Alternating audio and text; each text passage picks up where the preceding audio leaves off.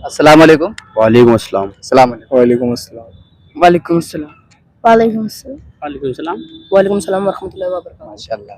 भाई लोगों, आप सब मेरे अपने भाई हो और मैं आप लोगों से दीनी सवाल करूंगा। हमारा एक इस्लामी चैनल है और लोगों से हम दीनी सवाल करते हैं। इन सवाल करने का मतलब ये है कि लोग हमारी वीडियो देखते हैं और जो लोगों को मालूम नहीं होता वो लोग हमारी वीडियो से कुछ ना कुछ सीख के जाते हैं। तो हमारा मेन प्लान भी यही है कि लोगों को हम कुछ ना कुछ दीन सिखाएं। तो अगर आप सबकी इजाजत हो तो आपसे मैं कोई दीनी सवाल कर सकता हूँ? बेशक। कर सकते हैं भाई? कर सकते हैं। भाई लोगों, हम सब नमाज पढ़ने जाते होंगे। 5 टाइम की नमाज हम पे फर्ज की गई है। अब कुछ लोग नमाज पढ़ते भी हैं, कुछ लोग नहीं भी पढ़ते हैं। अच्छा, नमाज पढ़ने के लिए वुजू को कंपलसरी कहा गया है। मतलब ये है कि अगर किसी का वुजू नहीं है और वो नमाज पढ़े तो उसकी नमाज नहीं होगी। तो मैं आपसे ये पूछना चाहता हूँ कि कुछ लोग ऐसे भी हैं कि जो वुजू करते हैं मगर उनकी वुजू करने के बाद भी नमाज नहीं होती। वुजू करने का ठीक तरीका क्या है? वुजू में कितने फर्ज हैं ये मालूम है आप लोगों को?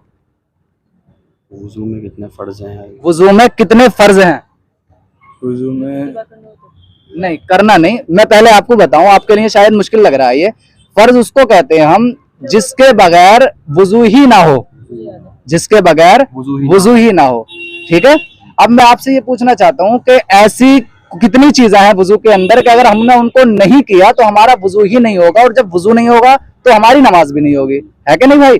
तो मालूम है आपको वुजू का फर्ज? पहली चीज तो ये, नाक में जब हम पानी डालेंगे तो वो यहाँ हड्डी तक जाना चाहिए और बाकी आपका चेहरा जो है यहाँ तक पूरा भीगा होना चाहिए, कोनिए यहाँ तक होना चाहिए। ठीक है। फिर हम जो वो करते हैं मसा, उसको आप बाज़ लोग होते हैं कि यूं करके यूं करा, यूं कर लिया, वो नहीं, उसको बिल्कुल तरीके से करना चाहिए। ये फिर आके और फिर आप पैर जो है लास्ट में पहले सीधा पैर धोएंगे, उसके बाद उल्टा पैर धोएंगे। सही कह रहे हैं भाई?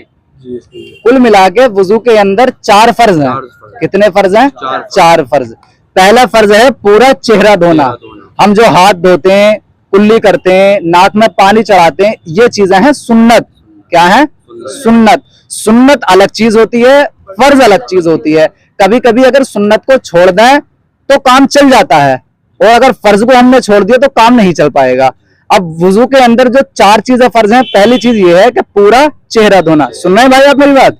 पूरा चेहरा धोना मतलब पेशानी के बालों से थोड़ी के नीचे तक, एक कान की लो से दूसरे कान की लो तक पूरा चेहरा धोना अच्छे से। दूसरा फर्ज है चौथाई सर का मसा करना। मसा इसको बोलते हैं, इस तरह से हम करते हैं, तीन उंगलियों को हम मिलाते हैं ऐसे करके गर्दन तक। हाँ ठीक है। जो है ये 2 उंगली ऐसे करके कान में करेंगे। माशाल्लाह, मतलब आपसे मसा करना आता है, बहुत अच्छा माशाल्लाह। तो इसको हम बोलते हैं मसा करना। दूसरा फर्ज, पहला फर्ज क्या था हमारा? मुंह धोना। पूरा मुंह धोना। क्या था? मुंह धोना। और दूसरा फर्ज हमारा क्या है? चौथाई सर का मसा करना। और तीसरा फर्ज है हमारा कोहनियों समेत पैर हाथ धोना, कोहनियों समेत हाथ धोना। और चौथा फर्ज है हमारा टखनों तक पैर धोना, यानी कि टखनों तक। ठीक है, वुजू के अंदर ये 4 फर्ज हैं। अगर हमने ये 4 फर्ज नहीं किए, मतलब इनको नहीं धोया, सपोज करो कि हमने चेहरा धो रहे थे, अब चेहरे में कोई सी जगह ऐसी रह गई हमारी जो धुलना कंपलसरी था, जिसका जरूरी था, वो हमने नहीं धोया, तो इसका मतलब क्या हुआ कि हमने फर्ज को अदा नहीं किया। और जब फर्ज को अदा नहीं किया तो वुजू नहीं हुआ, और जब वुजू नहीं हुआ तो हमारी नमाज नहीं हुई। ठीक है भाई? करने वाली जात बाकी वो है जी, कबूल करने वाली जात बाकी वो है। बाकी अल्लाह की जात तो है, मगर अल्लाह ने कुछ डायरेक्शन रखी है, कुछ रूल्स रखे हैं, कुछ नियम रखे हैं। उन्हीं रूल्स के तहत आपको चलेंगे तभी काम चलेगा ना। सपोज करो कि आपको रामपुर जाना है या आपको कहीं और जाना है, अगर आप बाइक से जाएंगे तो बाइक से जाने के लिए जरूरी है कि बाइक में पेट्रोल होना, तभी आप जा पाएंगे, बगैर उसके तो नहीं जा पाएंगे ना। हाँ, लॉजिक है। एक भाई दो कानून बनाए, रूल्स बनाए, उनके तहत हमें चलना होता है, और अगर उनके तहत हम नहीं चलेंगे तो काम नहीं चल पाएगा। बाकी अल्लाह की जात शहीन कदीर है, जिसे वो चाहे बख्श दे, जिसे चाहे वो अज़ाब दे दे। ठीक है भाई?